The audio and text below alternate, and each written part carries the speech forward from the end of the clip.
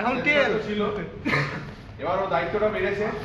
আমরা চাইবো যে সামনের বছর আসলে টিম থেকে এসে একটা দিচ্ছে এই অ্যাওয়ার্ডটা, সেটা দেখতে।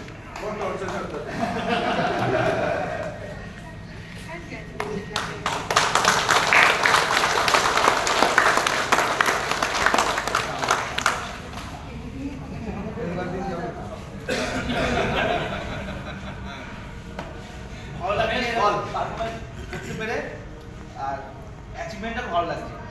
চাইছি এই বছর আমি ধরে রাখার চেষ্টা করবো। এই বছর তোমার হবে না, তুমি টেল হয়ে গেছো, আর হবে না।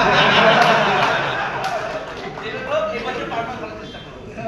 এই বছরে আমি দেখবো বল আমার এটাই টার্গেট।